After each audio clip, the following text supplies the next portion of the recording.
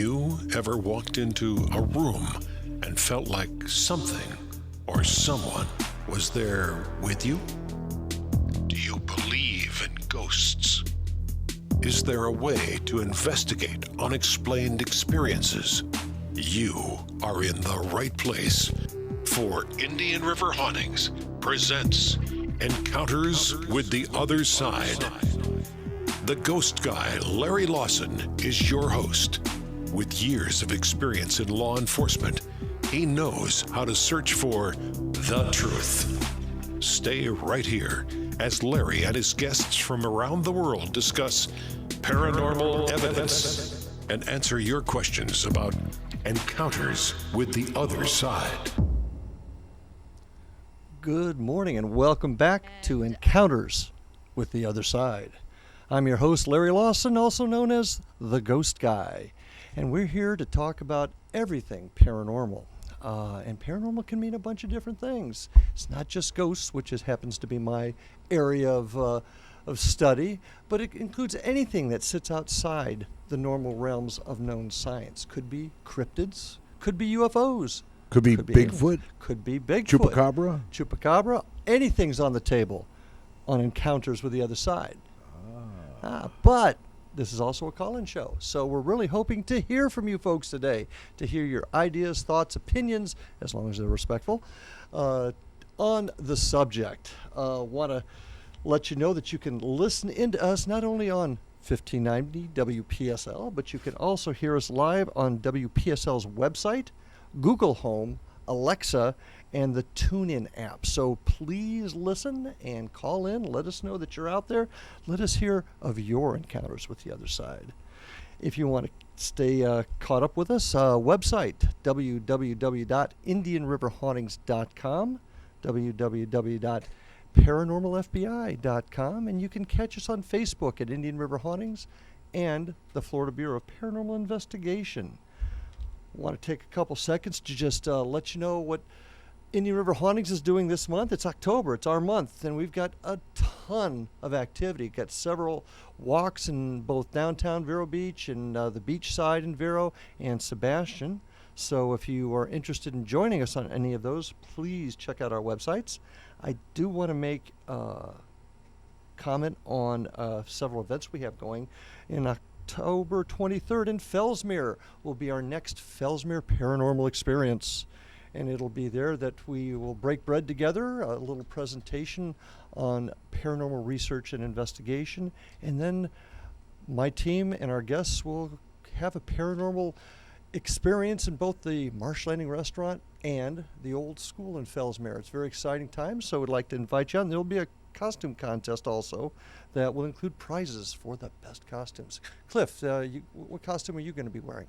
Well, I kind of have a natural costume that I wear all the time. Oh, is that what I'm looking at now? Yeah. Gotcha. Okay. It works, though. It's very effective. Yeah, very effective. Next event, October 29th, and these next two are really important. We'll be at Captain Hiram's doing an event there, and you can get your tickets through Captain Hiram's at hirams.com/events. And it'll be a time of ghost stories and things that have happened in Indian River County, as well as some demonstration of our equipment by some of my team members. All proceeds going to the Indian River County Learning Alliance, an organization very, very dear to me. So that be a benefit. The second one is also a benefit at the Tangelo Apartments on Royal Palm Boulevard in Vero Beach. And all proceeds from that will be going to the Indian River County Historical Society. Are there a lot of paranormal hot spots on the Treasure Coast? Oh, quite a few. There's a really good article out today covering not only my neck of the woods up in Indian River, Fort Pierce, but also down in Stewart. So yes, it gets forgotten by a lot of folks, but yes, there are a number of very hot paranormal spots on the Treasure Coast. And so if you want to hear more about those, join us on one of our tours. Bring it up on the show. Let's talk about it. The Treasure Coast is active. So folks actually can go on a paranormal tour with your group. Well, the walking tours are historical ghost tours, and we talk a lot about the history. We learn a lot about the Treasure Coast, how we started, the people that were involved, but also the haunted locations too. And the stories that go along with them, yeah. Yeah, we only do tours where my team has personally investigated. Ah, So, okay. Think about that. Today's an exciting show for me, though, Cliff. Today. Yeah, today. Yeah, because Let's I've see. got a gentleman with me, Mr. Pete Anderson. He's the proud owner of one of my primary sponsors for this show, Pareidolia Brewery. And Pareidolia is kind of an interesting name when it connects what we do with what his business is. Pareidolia is the ability for the brain to try and hear or see something that it can't make sense of and is sometimes mistaken for ghosts. So, Where'd the name come from? well, I'm gonna let Pete talk about that for a Okay. second. Pete is as I said, is the owner of Pareidolia Brewery in Sebastian, Florida, on Cleveland Street. He's a former teacher, and decided to start brewing this wonderful concoction right here in these cans. And there's one here, and this is the Over the Pond ESB, which is an English style beer. Can't get enough of it. Really? Oh, it's great stuff. Great stuff. So, Pete, welcome to the show. Thank you for having me. Yeah, Glad to be here. Well, it's exciting to be here because there's really a story why you're part of all this, and how does beer and ghosts get together. So, first of all, tell us a little bit about yourself and how did we get connected? I'll let you explain that. All right, just a quick background on Pareidolia Brewing. As you said, I was an elementary school teacher for 12 years, and my wife, Lynn, also worked at the school district. And we had talked about opening some kind of brew pub or a pub for about 20 years, and we finally decided the political climate and other things going on in education, we decided to go ahead and pursue, let's make beer. Yeah. And so Makes we sense. opened Pareidolia Brewing as the first brewery in Sebastion back in 2014. And we've since outgrown our initial location, and now we moved into where we are on Cleveland Street, as you said, which is the old post office. Yeah, and the post office was built in the late 50s, early 60s, if my research. I believe, yes. I Yeah. think it was built in the early 60s, correct. Yes. So, brewery, post office, okay, but brewery, post office, and ghosts. How did that happen? Well, some unusual things were happening early on when we moved into that location. And I don't know if everybody was experiencing them, but I certainly was having them. I don't know if you want me to get into some of those stories now. Absolutely, yeah. Well, we opened we were brewing beer in the back portion of the building before we even opened the front to the public. We still had our old location running, so we set up the brewing first, and we had been making beer in the back for a while, but the front was just about ready to open to the public, but it wasn't 100% ready. We had a kitchen built out, and we had some things in there. And I was by myself one day and decided to go make a sandwich in the kitchen. And I did that and sat down at the bar. Again, only one in the building. And as soon as I sat down, I heard the unmistakable sound of crashing dishes. And I thought, oh my God, Lynn is going to kill me. What did I do in the kitchen? Because she was just getting ready to open. And so I bolted out of my chair, ran into the kitchen. Not only were there not any dishes on the floor, we didn't have any dishes in the building yet. All we had were plastic baskets and things like that. So I just kind of, looked around and thought that was really weird and went back and ate my lunch. So that's what we call in law enforcement a clue that something is up. Yeah, Okay. I just, like people do, you rationalize it. Well, I must be tired, or maybe I heard something that wasn't. But it was the unmistakable sound of crashing dishware on the floor, and we didn't have dishes there. So I just, okay, that's fine. And then another time, our landlord and I were doing some electrical work. He was up on the ladder, and we were talking. And all of a sudden, the entire building just shook, like something hit it. But it wasn't like something hit it. It was just a loud kind of boom crash. And we both looked at each other like that had to be something significant. What was that? So I ran into every single room, ran in the brew room. There was nothing out of place. And my landlord goes, what was that? I go, I don't know. There's no evidence of what that was. I said, but weird things do happen here. And I think he said, yeah, when I had this before you moved in, there were some weird things too, but I Oh, never really? talked about it. Yeah. Okay. And then the last, or one of the other incidents, and I don't want to take up all the time. No, that's what you're here for, man. We want to hear this. And whether people believe it or not, it's okay. It's just kind of something. We ended up I don't know why naming him Frank. we're like, Frank, stop it, stop messing with us. One of my assistant brewers and I were standing on each side of one of the fermenters in back, and we have a clipboard with all the details about what beer's inside the tank, hanging on a clipboard, and the handle's probably 6 inches tall, so you have to pick it up to take it off of the handle. Okay. So he and I are just talking about some random thing for the day about what we're doing, and all of a sudden the clipboard just lifted up and dropped on the floor between the two of us. We watched it fall and looked at each other with big eyes, like, Frank, stop it. So he was a little, I think, my assistant brewer, he's a little younger guy. I think he was a little more shaken up about it than I was. I had already been through a few things with this. You taught school. What more trauma can you have? Yeah. Oh, yeah. No, it takes a little more than that to shake me. And then one other incident that I know for sure happened was me and my two assistant brewers were focused on, I think we were doing something, working on a pump or something. So we're all focused on this on a table. And all of a sudden this metal sign that had been sitting there for 4 or 5 months, sitting on a shelf, just flew off. It just flew off the shelf and landed at our feet. And because it was a metal sign, it made a lot of noise and startled the heck out of all three of us. And it was like unison. We all yelled, Frank! So I don't know why we named it Frank, but it was just, I think it took the edge off. It made it less scary. Well, and you did something to memorialize Frank, did you not? Oh, yes. Thank you for reminding me. We decided maybe Frank just needs to have a beer named after him, and maybe that'll calm him down. So we brewed a beer and named it Frank's Farmhouse Ale, which was a Saison-style beer. And it was very popular and very tasty. But I don't know if that appeased Frank or not, but it appeased our customers. Well, any chance you might be rebrewing that concoction at some point? Oh, I'm sure that beer will come back. I need to know. Yeah, it sold very good. It sold very well, and any recipes we make that are popular, I make a note to brew them again some point. Well, those group of incidents actually is what brought us to you. One of my team members, I think, came in and was just chatting either with you or some of your staff members, found out about it. You and I got together and chatted, and we actually investigated. Oh yeah, that was really cool. Yeah. Jonna came in, and somehow somebody told her that we had some weird experiences in the brewery, and she reached out and said, would we be interested in having Indian River Hauntings come out and do an investigation.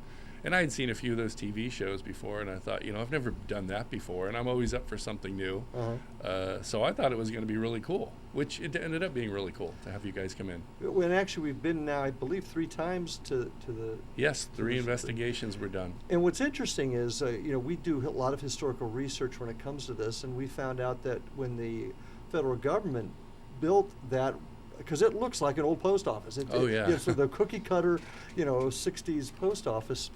And we did historical research to find out that prior to that building being there had been no other buildings on that property. Nothing had ever been built there before. That was the first one. It did sit vacant. Now, there may have been some other little things there, but nothing official during that time. And it's what we found out during our investigation that really kind of threw a curve to us, because it couldn't have happened. And I'll share this with you folks out there. During our first investigation, we were in there, and of course, we did it during the day. Yes. Yes, because you're open at night and you come in early. Right. A lot of folks, what do you mean you investigated during the day? They always think it's got to be at night. There's something mystical about night, and it's not true. All your incidents occurred during the day, correct? Everything that happened to us was during the daylight. Yeah. Yes. And folks don't realize that stuff happens during the day. So we came in, I think, at 7 in the morning. Mm-hmm. Before you got yourself, getting ready to open up the store, and we started to investigate. And some of my crew was doing some what we call an EVP session at some tables, and I was videotaping it. I was right inside your front door, maybe a foot off the wall, mm-hmm. and right behind me was a ukulele hanging there. Right. So I'm busy videotaping. They're doing their thing, and suddenly I hear about 4 or 5 piano notes. Kind of caught me by surprise, and guys, did you hear that? And they all looked at me and said, no, we didn't hear a thing. You didn't hear those piano notes? No, we didn't hear a thing. Well, I know I heard it, and I rewound, and you were there, weren't you, Pete? I was there, yes. And we rewound the videotape, and on the videotape was not only the 3 or 4 notes I heard, but probably closer to 7 or 8 notes, without question, a piano. But I turned around because right behind me, less than a foot away, was that ukulele. I remember strumming it, and nope, that wasn't it. Yeah, that was a different sound. It was not the ukulele. But you heard the piano notes on the recording? Oh, when you played the recording, it was distinctly, piano music, and we don't have a piano, and we didn't have any music on in the building at the time. And it was a post office originally, then it became a hardware store, and then a marine and a hardware store, and then Pareidolia. Yeah, no, it's had a few iterations before it was a brewery. But it was never a honky-tonk, never a bar that would have a piano in it, and here we're getting piano notes. No, that was interesting. And that goes back to what I oftentimes say is, how does this happen? How did we get that? Nobody heard it, except for me, but it was recorded. So how does that happen? That begs a whole new story on how these things occur, and a theory that I have involving frequency and vibration. Goes back to a lot of stuff that Nikola Tesla talked about in his early days of radio. But how did the piano come in? And that's another part of the equation, I should say, is what was on the property beforehand. Right. There was no building there, so how'd the piano come in? But people tend to forget that it's not always the building, it's oftentimes the land. And while there was no building there, we don't know what may have happened there 70, 80, 100 years ago. I would imagine if it was a nice enough piece of property for the post office to want to put a building, probably a long time before that, somebody said, hey, that's a nice piece of property to put a shed on, or a shack, or maybe maybe even have an event there, something happened on that. Oh, it could have been a gathering place. It was a high spot along the river. I mean, it's actually where we are. There's a marker, a survey marker, that's the highest point along the riverfront in Sebastion. And that would beg for somebody to come in there, maybe put a tent up for maybe a revival, maybe some other sort of community event. So you never know. Sure. You never know.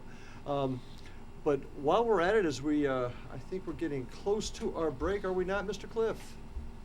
We got a couple minutes? We got a couple minutes if we need to take one. But this is where historical research really comes into play, and we're still working on that. We've actually been in there a couple of other times. And the last time we had a special guest come in. Remember who that was? Oh, it was Chris from England. Oh, that's right. Yeah, he was virtually with us. He joined us on Skype, and that's Chris will be actually joining us in this show in a couple of weeks. I'm looking forward to that from jolly old England, and we'll talk more about what we found with him on that last investigation. Just a couple of minutes. I want to I got to talk about a sponsor for the show. I wonder who that would be. It's Pareidolia Brewing Company, Sebastian's funkiest award-winning brew pub.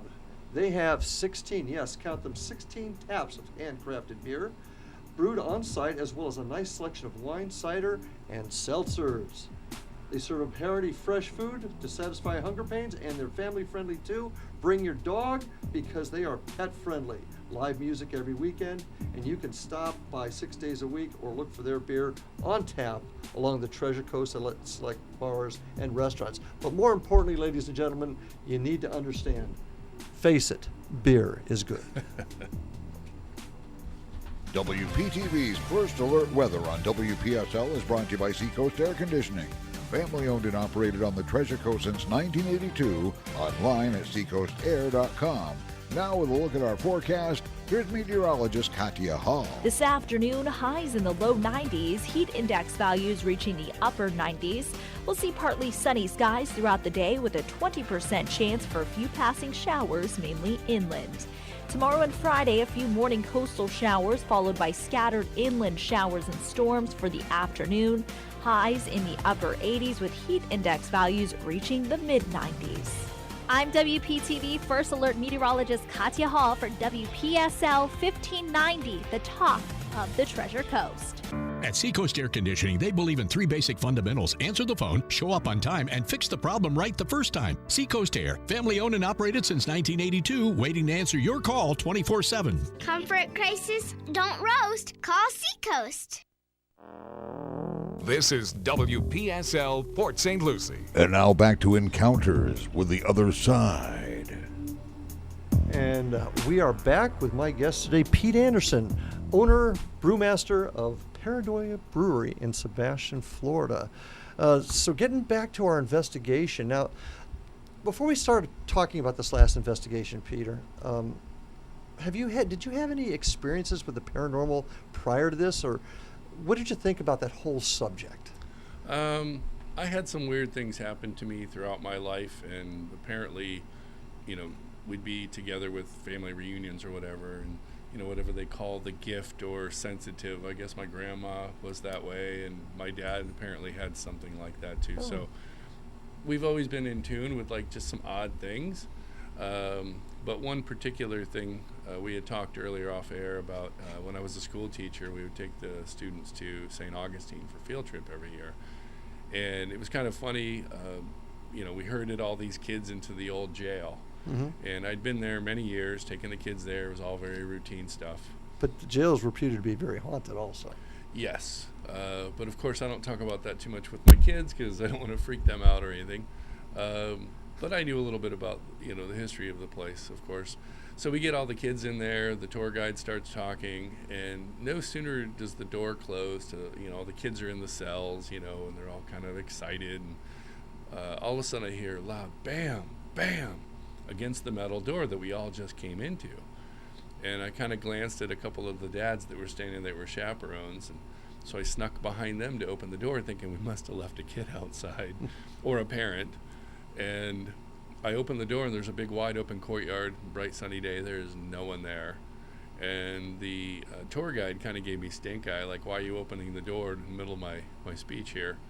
And so I kind of apologized and closed the door quietly, and I looked at the two dads that were next to me and I said, you guys heard that? And their eyes were big. They said, that was really loud. They go, there was no one out there. I said, there was no one out there. And they said, well, we heard that. So there were 3 grown men that heard 2 large bangs against a metal door, and there was no one there to do that. It seems like any time something's happened to you, you've had somebody with you, which is unusual. A lot of times people have things happen and nobody's there. Right. Yeah. The only event at the brewery that happened was when the dishes crashed. That was the first time that something happened. I was by myself. But every other incident that I can think of, there was always someone else there to verify, because I'm sure a lot of people out there would say, something weird happened. Was it just me? Uh-huh. And there's no one there to verify. But when you have other people saying, no, that we heard that too, or we saw that too, well, how does that happen? Something real had to have happened for multiple people to confirm it. And it goes back to the question I keep asking: how does this stuff happen? But that's not the only incident you had. I believe you and your wife were on vacation somewhere. Oh, did I talk about that in the past? Yeah. The little house we rented? Yeah. Oh my gosh, she's gonna kill me for telling this story. Oh, I don't want to get you in trouble. Blame me. No, she tells it now, but I want to say she's skeptical, but not unbelieving. Mm-hmm. She just would prefer to say, all right, it may be there, but I don't want to talk about it. Fair enough. So we rented a small house in North Carolina. It was just the 3 of us, and it was my wife, myself, and our daughter. And it was a friend's house, and we were on a little vacation, and it was like a 900 square foot house. It was very small. So there was some comment by the owners, our friends, saying, there was a woman who used to live there who passed away in the house. And sometimes weird little things might happen, but they were very, very nonchalant about it. Mm-hmm. We didn't think anything of it. It's a little house on the hill in the woods, no real neighbors nearby. And so my daughter and wife were in one bedroom, and I just slept in another bed in the other bedroom. And we both heard the sound of music and laughter, like in the distance, as if someone were having a dinner party. Mm-hmm. But it was very faint. And then in the middle of the night, I heard a pot sound like it crashed to the floor, and I bolted out of bed. I mean, we're in a strange place. We're out in the dark, out in the woods. We never slept here before. So, of course, I'm on red alert, and I run out in the kitchen, turn the lights on, and Lynn's right there behind me, and there's no pots on the floor. There's no pots and pans anywhere to be seen. And then she swore in the middle of the night she heard someone going to the restroom. Thought it was me, until she heard I was snoring in the other room, and she realized that wasn't me. Come to find out that the woman who lived there used to hold house parties often. Oh, okay. So it kind of went, wow, all right, maybe that was the music. And it was like you could hear people murmuring or talking in the distance as if there was a party like in a distant room. Mm-hmm. But that was the fact that she experienced those things too, as somewhat of a skeptic, was kind of fun. So fun for me. She doesn't like to talk about it too much. No. So you've had some experiences. I want to circle back now to talk about that investigation we had with Chris. Now, folks out there, I just wanted to explain. Chris is a medium, a gentleman that I've become pretty good friends with. Met with him when I was in England a couple of years ago, when my son and I were there. And he's pretty amazing in what he can do. And we decided to try an experiment. And I believe Pete's Place was the very first time we did this. We brought Chris in via Skype to kind of just take a look at where we were at, and it was a pretty successful night. Unfortunately, I was not there. I had something else came up, so my number 2 guy, Mike Maxwell, was running the show, but he was working with Chris via Skype, and he came up with some pretty interesting things too. And if memory serves, one is the cat bell, or a cat that had a bell on it, Mm-hmm. and the other was the woman in the restroom. Yeah, that was kind of a shocker.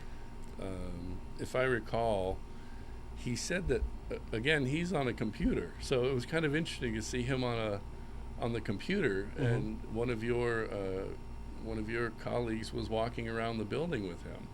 I guess just showing him where we were and things like that. So. And if I can interrupt you, it's Yeah. important everybody knows when we bring Chris in, he does not know where we're at. He doesn't know anything about the history, the name of the building. He knows nothing. So. Right, yeah, that's what I was told, that he's just kind of on the computer along for the ride, kind Right. of virtually riding along with us. And that a woman supposedly passed away in one of the restrooms. Well, what was interesting was we had to add 2 additional restrooms when we took over the building. Mm-hmm. And the restroom that he said she had passed in is currently the men's room. It was not the ladies' room. The ladies' room was a different restroom. Oh. So I thought, well, that's kind of weird. No one would have known that except the owner of the building and us. Uh-huh. That what is currently the men's room would have been historically the old women's room, the ladies' room. Now, one thing that's important to note, our historical research has shown that there's no reports or news reports, police reports, or anything on a woman passing in the bathrooms that we've been able to find. Yeah, so who knows where that came Who from? know? Well, yeah, but you brought up something in our conversations earlier. Don't know if it's connected or not, but you had a visitor come into Pareidolia not too long ago that used to work there? Oh, yeah.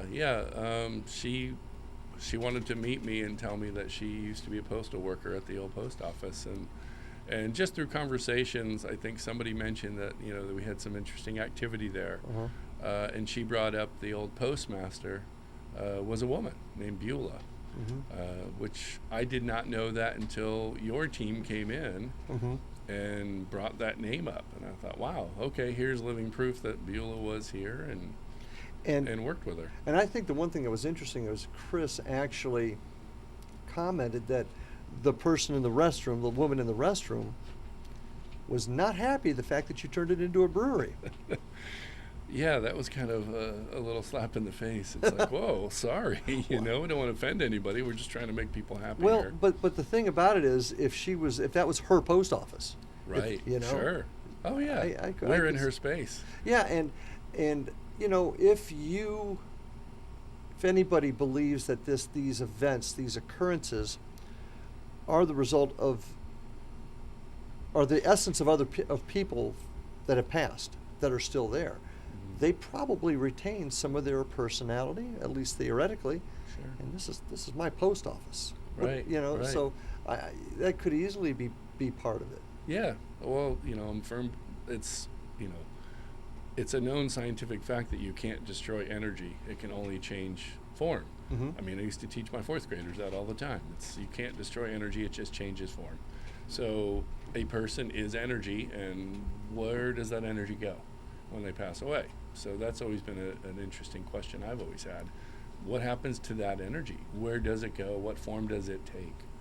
So maybe the things that you're doing are kind of indicating that, well, they're somewhere in some capacity still in touch with where the energy was originally, you know. So I don't know. It's interesting questions. Well, Pete, that's the interesting thing. Nobody knows for sure, and that's kind of the premise of what we do. We don't really. Anybody that says they know exactly what the phenomenon is either fooling themselves or fooling you. Maybe a little bit of both, because nobody really knows what this whole thing is. Right. Nobody understands exactly what causes it.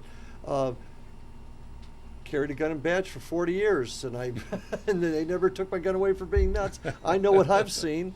I know what I've experienced, and a lot of educated, well-educated folks have experienced things. So how does that keep happening with that regularity? Right. So, well, yeah, somewhere between the experience and the tangible, somewhere between those two is the answer. But that's the part that you keep seeking with your investigations and you know, going on site or, you know, talking to people who've had these experiences, trying to find what is that missing piece between, well, there was a real experience. I mean, I know I had real experiences. I saw the clipboard fly off the tank. I heard the door banging in St. Augustine. Those were real occurrences. You know, and like you said, I've got a master's degree. It's not like, you know, I'm not saying I'm not crazy. I opened a brewery. That's kind of a step in the right direction for crazy people. But no, it's like, well, what caused that? What is the source of those interesting, puzzling things? And that's something, you know, I've had to grapple with since, in fact, the whole reason my team exists, both the Florida Bureau of Paranormal Investigation as well as Indian Rubber Hauntings exists, was because of an incident my son Ryan and I had in St. Augustine. You know, and that's been a tough thing for me to grasp. I led a life of solid evidence, going to court, proving to a jury of my peers what happened. Right. You can't do it with this. Right. Yet there's no denying something happened. So that's kind of been our goal, is to kind of bring those two pieces together. And we haven't succeeded yet, but we're working on it. So. It's the journey, not the destination. So being a businessman, okay, and I've talked to many business people about things that have occurred in their businesses, or their establishments. Some don't want to deal with the paranormal at all. They're scared to death. It's going to drive people away. Others embrace it. Where do you fit in with that? Has this helped or hurt? It hasn't harmed us that I'm aware of. I haven't had any angry emails or anything sent to us. Whether it helps, I don't know. Maybe after this radio show it'll help. That would be nice. Or hurt. Yeah, I mean, it could go either way. It's not like even if there's something there that we can't explain going on at Pareidolia, it's not like, oh, if you come in here, you're never gonna leave. It's, you know, come on in, get a beer, have some food, hang out with some friends, and if, you know, you saw a white light or something fly across the room you couldn't explain, okay, cool. If not, then you had a good time, enjoyed yourself, and everybody goes home fine. So whether you believe in paranormal activity or not, I think it's a fun, interesting thing, and humans have always been naturally curious about what happens after. Yeah. So I don't think it's a matter of make a judgment, either you're for or against. It just is what it is, and take it for what it is. If you find it entertaining, great. If you don't worry about it. Drink a beer and hang out. Very chill answer. Very, very chill answer, Pete. I would expect that from you. What do your patrons ever talk about it at all? Every once in a while, word somehow will get out that some funny things have happened there. I think the thing that really most people maybe that come in don't know our history at all, what Pareidolia means or anything. Sometimes they get a little I guess, not uncomfortable, but they pull a bartender aside and say, "Is it me, or do these pictures look like they're looking at me?" And It's Pareidolia. Pareidolia is most people see faces and things. So we have pictures up all over of, I know one of them is like a fire hydrant or something. It looks like it's smiling. We have a radar picture of Hurricane Arthur that I took from my TV. It looks like the weather, the image is smiling. So yeah, we have a lot of faces up, and people walk in, don't know what Pareidolia is. That kind of freaks them out until we tell them what Pareidolia means. And then they are visibly like, oh, okay, thank God it's not just me. It's like, no, that's why Face It Beer is Good is our motto. Beer is good. And, quick backstory, Lynn and I were on the back porch drinking beer on a full moon one night, and a cloud went by that looked like a cartoon character. And we both knew that Pareidolia is when you see things like that. And we thought, man, I bet nobody's got that for a brewery name. And it turned out to be a weird enough word that nobody had it, so we grabbed it, and the rest is history, as they say. Well, I think I mentioned this earlier. I just find it really fascinating, kismet, if you will, that that word pareidolia is a common term that we use in paranormal research and investigation because people see things, and that's where you look at a window that maybe has some moisture on it, and the brain is attempting to make sense of it, and it conjures up something that makes sense to it, i.e. a face that really isn't even there. Oh yeah, I mean, people have prayed to rust stains on side of buildings. For some people it's like a significant meaning to it, which is fine, but once they know that we all do it, it's not just certain people, everybody does that, it kind of normalizes the whole concept. So I didn't know that it was a big thing in ghost and paranormal investigation until we talked. Well, yeah, it is because of the fact that people see things and they get very excited. And one of our premises is you look at something, you make darn sure that there's not a logical, natural, or man-made reason for it. Sure, that makes sense. And then once you get past that, then you start looking to see, well, what else could be causing this? I know working with people and talking with people, doing the events that we do, we get folks asking us about it all the time. I'll get pictures and things from folks, what is this? But it also tends to stir the imagination of others, and people want to know more about it. In fact, we were doing a fundraiser for Main Street Vero Beach. This is not quite a year ago. And afterwards, I was actually approached about doing some videos about our investigations. A local TV station, WVWW TV 30, is actually been on three of our investigations, videoed it, and hoping we're going to get them aired in October. So we'll let everybody know. If you're interested in seeing them, we'll be letting you know when they'll be aired. But they covered three of our investigations and our post-investigation. And they took place in three historic spots. One is the Holstrom House, which is down south, which you would have loved to take your fourth graders to if you still had them. It's one of the older buildings in town. And Waldo's Secret Garden and Homestead, where Waldo Sexton lived, and then the Marsh Landing Restaurant in Fellsmere. All of these places wanted us to come in and do a video there to show other people what goes on. So if you folks are interested, we'll be letting you know soon when those shows will be coming out on WVWW TV 30, which is a local station. But it's just amazing how many folks want to know more, I guess. Sure. It is. And you did. I mean, when I first approached you, I can remember you looking at me like, okay, you want to come in and investigate my place? Okay. But you did. And I think part of it was the curiosity. Absolutely. Stay curious. Yeah. I mean, I used to tell my students, if anybody approaches you, these are 10-year-old kids, and says they know everything, back away slowly. You just can't know everything there is to know about anything. I don't know everything there is to know about beer, and I've been brewing for over 30 years. When strange, unusual things happen, maybe there's a logical, rational explanation. I just don't understand that concept yet, but doesn't mean you write it off. If it's not going to, harm you or take you down a path of self-destruction, what's the harm in looking into something new, really? Spoken like a true brewmaster. I love it. I love it. Now, look at yourself today, and we've had several conversations, and my team has been in now 3 times to investigate your brewery, had some really interesting results, things that we can't explain with normal logical explanation.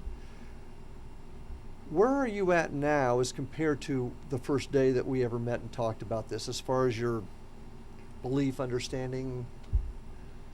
Well, having sat through those 3 investigations, not really even understanding everything you guys were doing, you had lasers in there and you had blinking lights of all kinds of equipment, Chris on the computer in another country.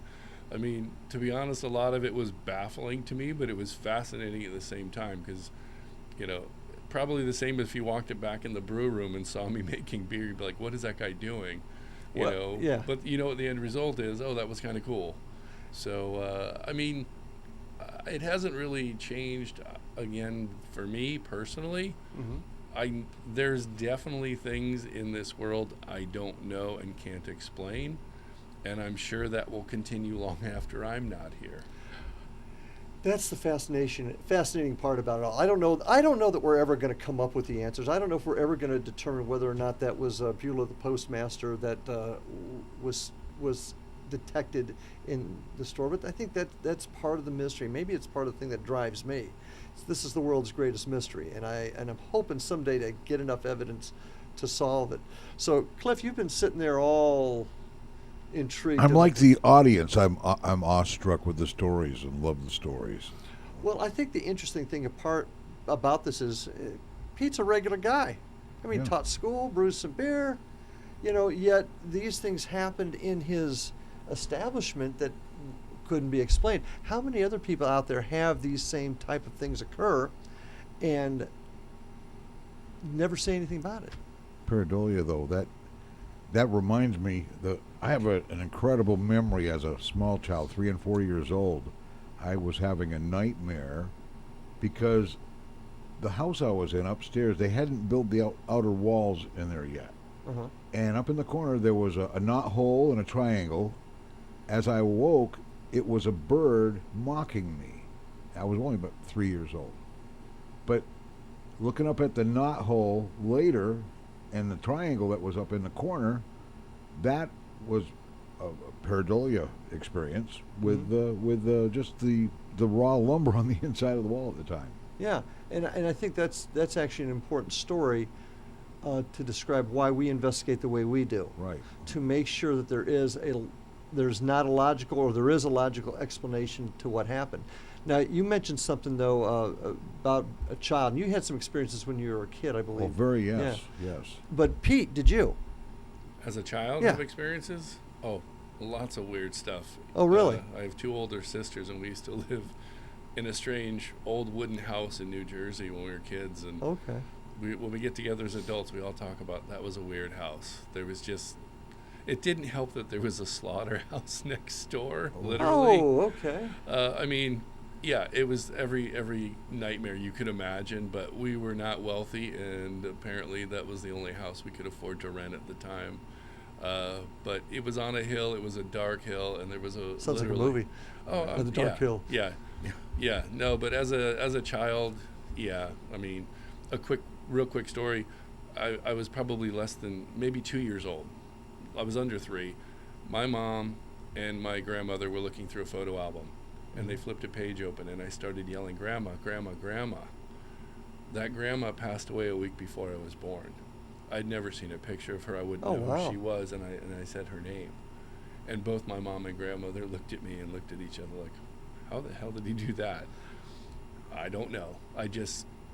but she passed away a week before I was born. Well, if I had a nickel for all of those types of stories. Now, me, for example, I had nothing happen to me as a child.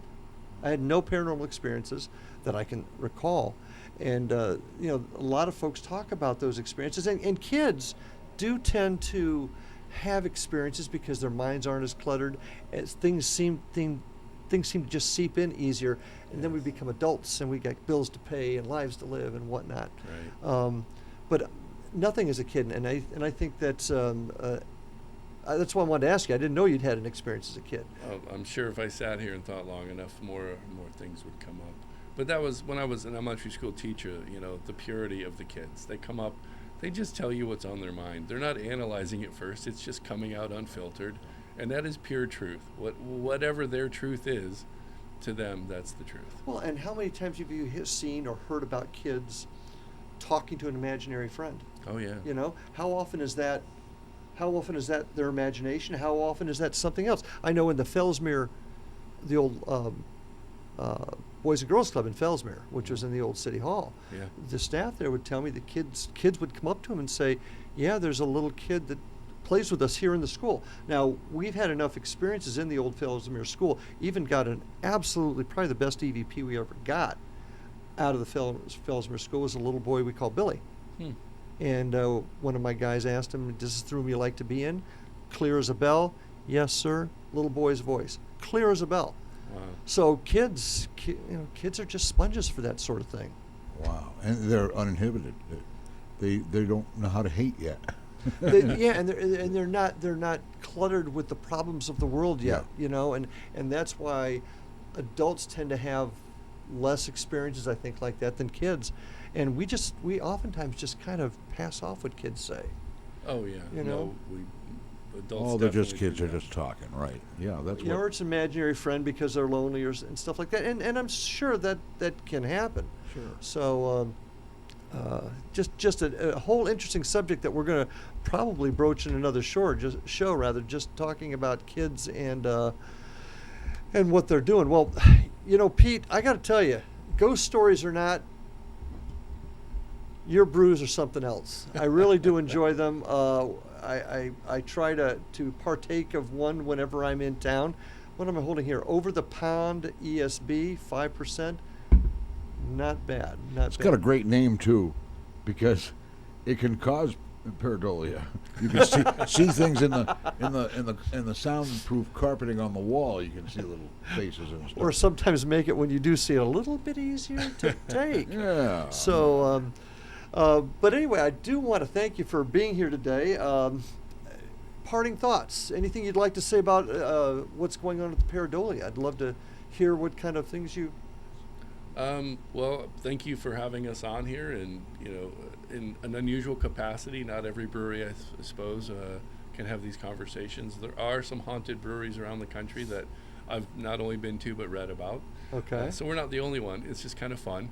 But no, I appreciate you guys giving us a chance to tell a little bit about what we do and who we are, and don't. If people out there don't believe in this kind of thing, they're probably already not listening to this show. So, Pretty much.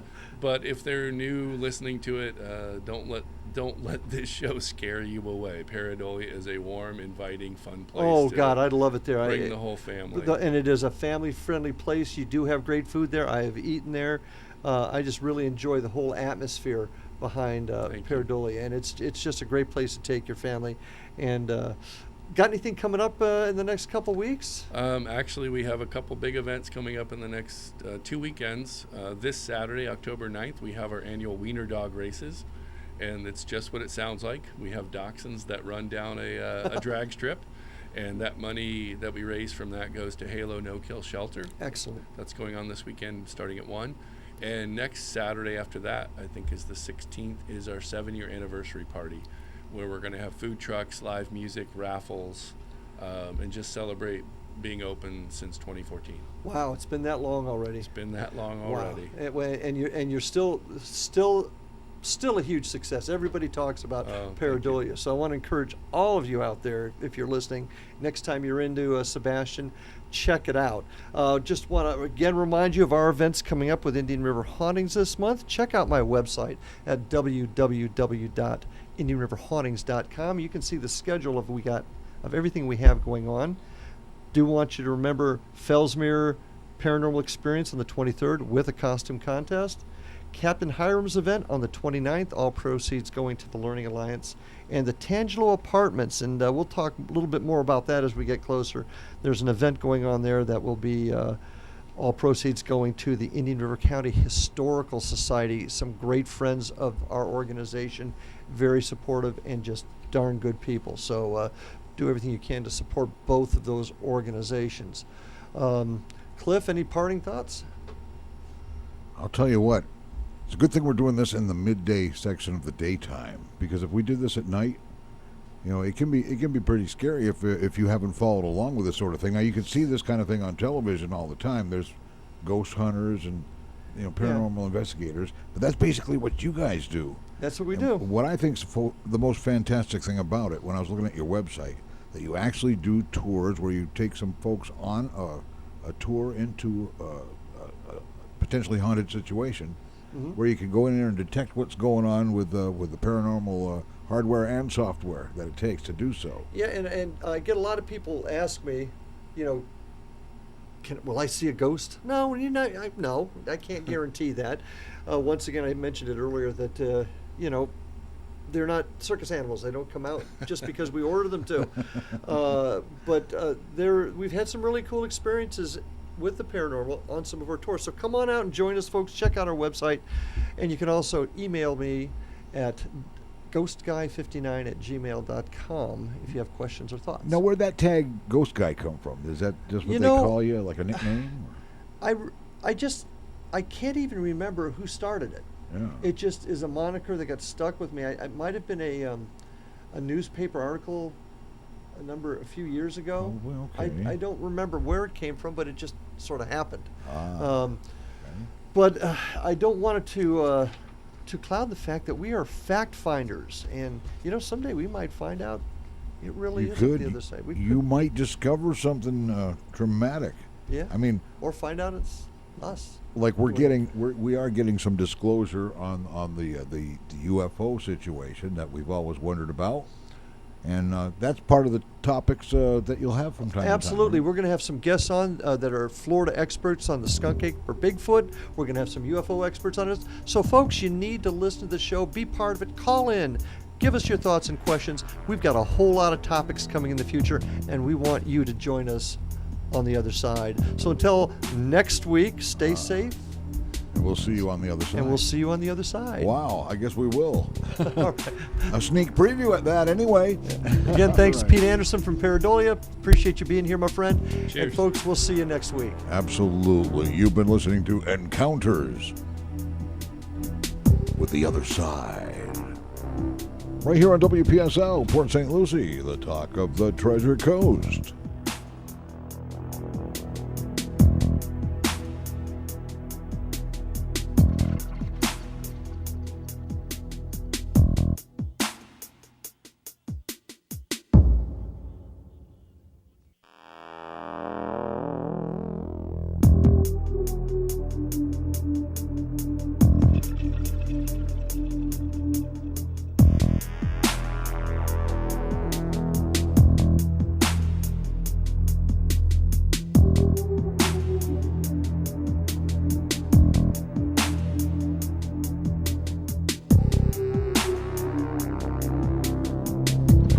Thank you for joining us for Indian River Hauntings presents Encounters with the Other Side.